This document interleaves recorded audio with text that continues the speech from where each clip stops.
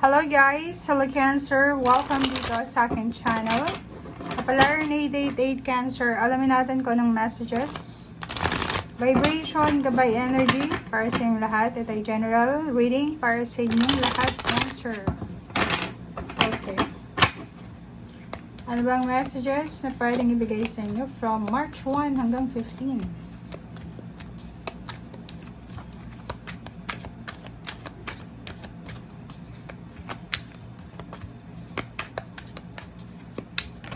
Oops. Two of Ariel.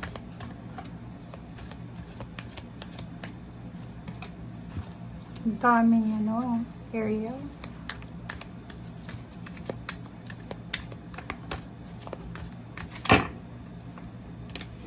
Okay. Cancer. Unahin muna natin tong mga Ariel card na to. Cancer, same sa Scorpio. Panoorin mo yung Scorpio kasi lumabas din to. Nangangailangan ng balanse sa buhay mo. Masyado kang overworking. Multitasking, multiple jobs or projects ang ginagawa mo sa isang araw, sa isang linggo, or sa araw-araw na ginagawa mo. Parang ganun. Etong barahang ito is nagsasabi sa'yo na kailangan natin ng balanse.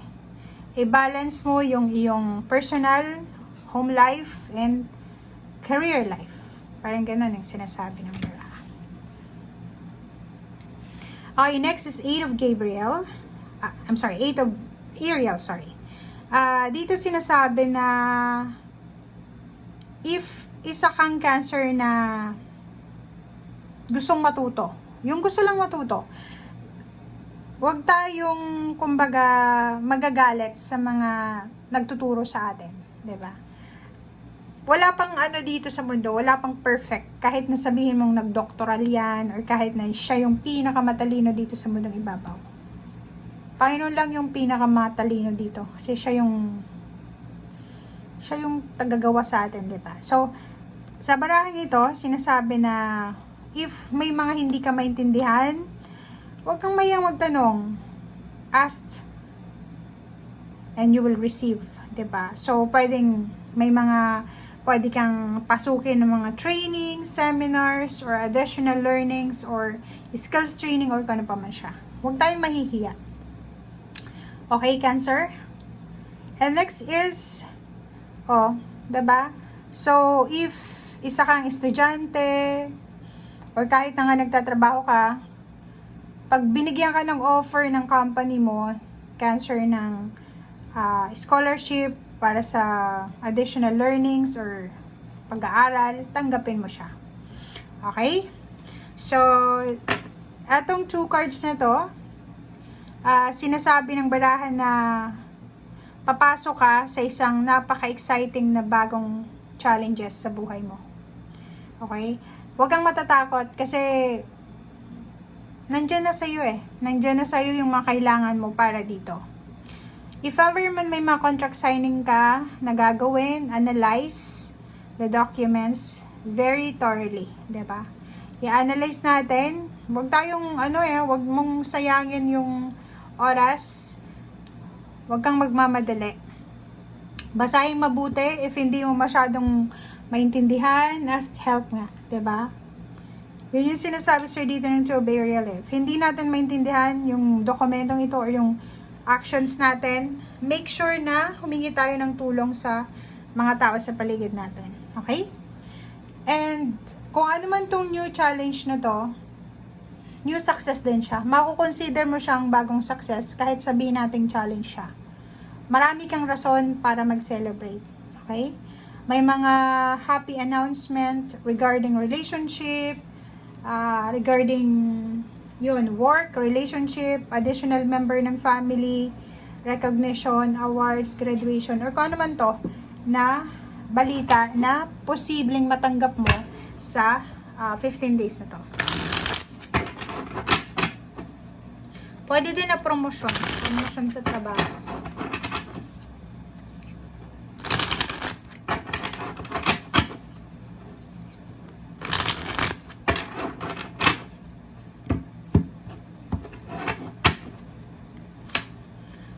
Wow, Magician. Everything happens for a reason, Cancer. At ang sinasabi sa'yo ditong balanse, kontrata, huwag kang matakot. Kung ano man itong ino-offer sa'yong bago ng universe, tanggapin mo. Kasi, parang sinasabi ng baraha dyan is, para sa'yo yan. Para sa'yo yan, naka-destiny yan na ibigay sa'yo. So, maraming balita, good news na pwedeng makatulong sa'yo. Regarding dyan sa kontrata na yan. But mag-iingat ka sa the devil, mag-iingat kayo sa Capricorn. Dahil isang Capricorn o isang Earth signs, Virgo, Capricorn, Taurus, or pwedeng fire sign Leo, Gemini, ang posibleng magiging hadlang sa kaligayahan mo. 'Di ba? So, if may mga good news kayo, isaralinin nyo muna siya ngayong Marso. Okay? If may alam kayong magandang balita, wag mo nyo munang ipagsabi kasi eto yung magiging hadlang para maging masaya ka. 'Di ba? Nakikita ko sir dito na ang focus mo sa buwan na to, or nagsimula na siguro to from January, February, March, April, May, June, July, August, September hanggang December or next year. Ang plano mo is mag-ipon ng pera. Okay? Ang plano mo is maging balance yung iyong financial. And nakikita ko sir dito na maraming offers, maraming parating na pwedeng magdala ng balance sa iyong financial. So, dahan-dahan lang tayo. Paminsan-minsan, huwag tayo maging aggressive, huwag kang mag-multitask ha. Kasi parang nakikita natin dito, masyado kang multitasking. Gusto mong gawin yung isang bagay sa isang araw lang, kailangan mo ng assistance, yun yung sinasabi ko sir. If contract signing ito guys, mag-iingat ka. Kailangan mo ng taong makakatulong sa'yo para maintindihan yung kontrata or kung ano pa man, dokumento, humingi ka ng tulong. O yun ang dami mong obligasyon, dami mong ginagawa. Marami kang ginagawa dito. So, sinasabi ng baraha sa'yo dito, dahan-dahan lang. Okay?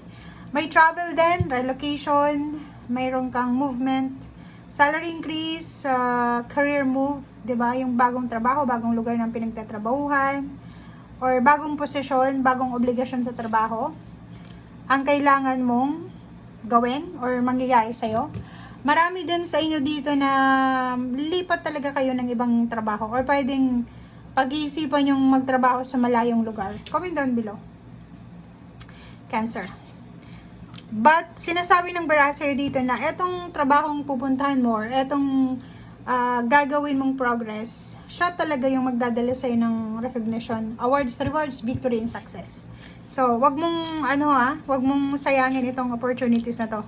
Be patient, guys. If halimbawa, gusto kang ilipat sa lugar o sa bansa, pwedeng Pilipinas ka lang pero sa lugar na mas malayo sa pamilya mo, ang kailangan mo dito is patient.